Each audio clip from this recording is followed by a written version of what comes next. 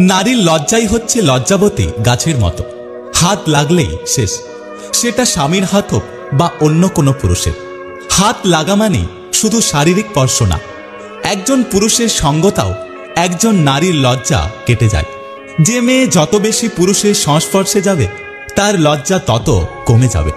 যেমন চিত্রনায়িকারা, ওরা ছোট ছোট ড্রেস পরেও তাদের দেহ দেখেও পুরুষের সামনে ঘুরতে কোনো দ্বিধা করে না, কারণ পুরুষের মাঝ থেকে তাদের চক্ষু লজ্জা উঠে গেছে। অথচ কোনো একটা ভদ্র ফ্যামিলির একটা মেয়েকে ওড়না ছাড়া দাঁড়াতে বললে সে লজ্জায় মরে যাবে।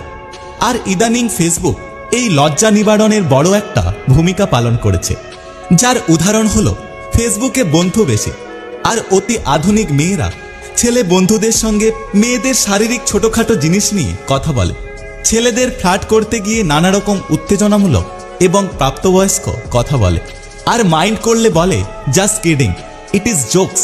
আর এইসব বিষয় করতে করতে এই বিষয়গুলো আমাদের একসময় আর অশালীন লাগে না, এইসব বিষয়ে আমাদের আর লজ্জা লাগে না, এইসব বিষয়ের ওপর থেকে আমাদের লজ্জা কেটে যায়। আর এখন ফেসবুকে প্রেমিক অনেক বেশি, আর এই প্রেমের রোমান্সের ছলে নানা রকম অশ্লীল কথা বলছে, একদম স্বামীর মতো।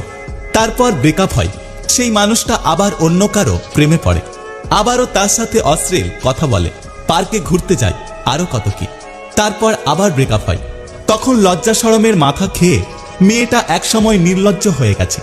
অশ্লীল প্রেম নারীর লজ্জাশীলতাকে গ্রাস করে, ফলে নির্দিষ্ট একজন পুরুষের প্রতি আকর্ষণটা বিলীন হয়ে যায়, জাগে বহু পুরুষের সান্নিধ্য পাওয়ার ইচ্ছা।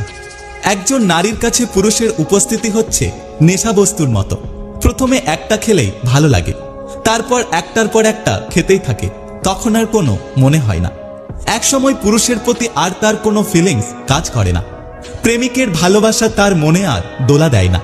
সে একটার পর একটা পুরুষ বদল করতে থাকে, কিছুতেই তাদের মন স্থির হয় না, কোনোটাতেই তাদের মন টেকে না। একটু আধটু জানা চেনা শেষ হলেই সেই মানুষটাকে আর তাদের ভালো লাগে না, বোরিং লাগে, কারণ ডিফারেন্ট টেস্ট নিতে নিতে তার ভালোবাসার অনুভূতি শেষ। তখন বর্তমান হয়ে যায় এক্স, তারপর আবার নতুন খোঁজার শুরু, নতুন মুখ, নতুন প্রেম। আগে মুরব্বীরা বলতেন বিয়ের পর মেয়েদের লজ্জা কমে, বাচ্চা হওয়ার পর আরো কমে যায়। তখন আমি বুঝতাম না লজ্জা কি জিনিস, কিন্তু এখন বুঝি। আগে মেয়েদের কাছে স্বামী ছিল পুরুষ, তাই লজ্জা কমার বিষয়টা বিয়ের পরে বলা হয়েছে। এখন বিয়ে করতে লাগে না, পুরুষের কাছে আসতে ফেসবুক থাকলেই যথেষ্ট।